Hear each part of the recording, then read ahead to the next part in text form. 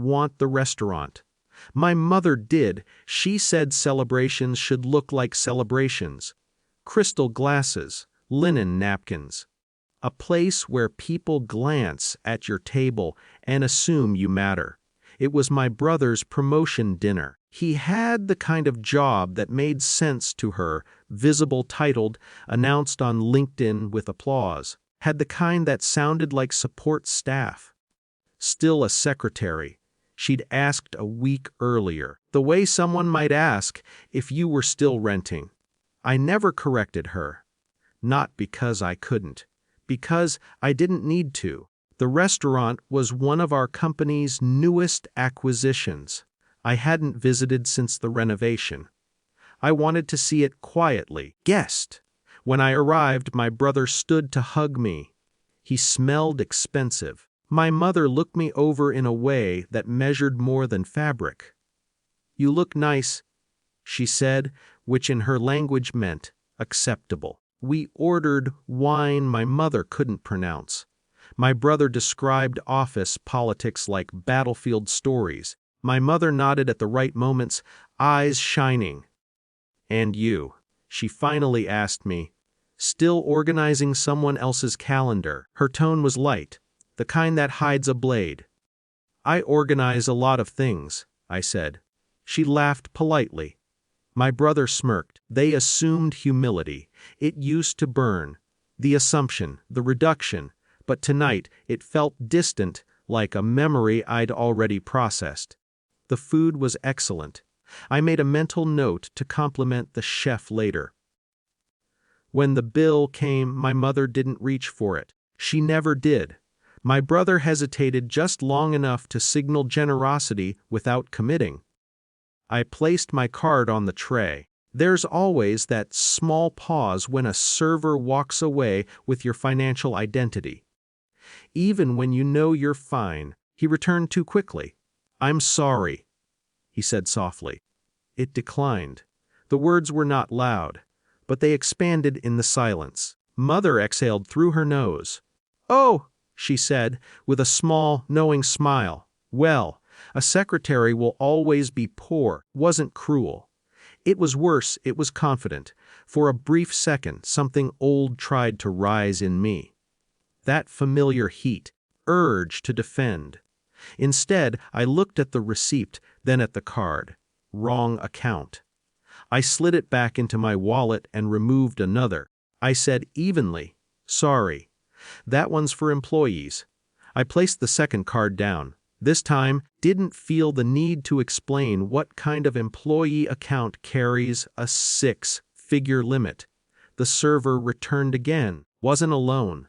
The general manager walked with him, posture straight, expression suddenly alert. He stopped beside me. "M's. Ramen," he said, offering his hand. "I didn't realize you were dining with us tonight. Welcome." My mother blinked. The manager continued, professional but unmistakably deferential. "We've implemented the supplier contracts exactly as you outlined, to schedule a review with you next quarter." My brother stopped mid-sip. I stood and shook his hand. "Good. I'll have my office coordinate, not loudly, not theatrically, just business." The staff's body language shifted almost imperceptibly. Respectful. Intent. My mother's certainty evaporated in real time. The bill was settled without further issue. The manager personally thanked me for continuing to invest in the brand. I did not clarify what that meant. Outside, the night air felt cooler than the dining room. My mother walked slower now. "You never told us," she said finally. I adjusted my coat. "You never asked." "That manager," she began. "I'm on the executive board," I said simply. "Technically interim CEO since the restructuring." There it was, not delivered like a reveal. Just information. Brother let out a low whistle. "Why keep calling yourself a secretary?" "Because that's how I started," I said. "Because titles don't change what I do. I still organize. I still support. I just support at a different scale. Mother's voice softened into something unfamiliar recalibration. I didn't mean, I know. I interrupted gently. And I did. She wasn't trying to wound me tonight. She was protecting her worldview. In her mind, hierarchy was safety. If I stayed small, she could predict me. What unsettled her wasn't my success. It was that she hadn't seen it. She reached for my arm. I'm proud of you.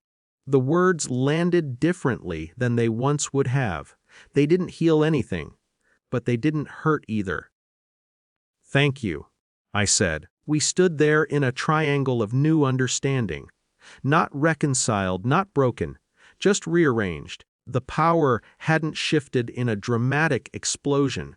It had clarified. She looked at me now the way she used to look at my brother, evaluating impact, recalculating assumptions. But something inside me had already moved past needing that look. Sometimes twice, the real reversal happened before the second card ever touched the tray. It happened the day I stopped trying to convince her I mattered. Tonight just made it visible. I hugged them both goodbye, drove home alone. On my kitchen counter sat a stack of documents waiting for my review, contracts, projections, decisions that would affect hundreds of employees. I poured a glass of water and opened the first folder, because I had something to prove, but because this was always the point. Not the restaurant, not the card, just the work, the quiet dignity of having built something no one could mock away.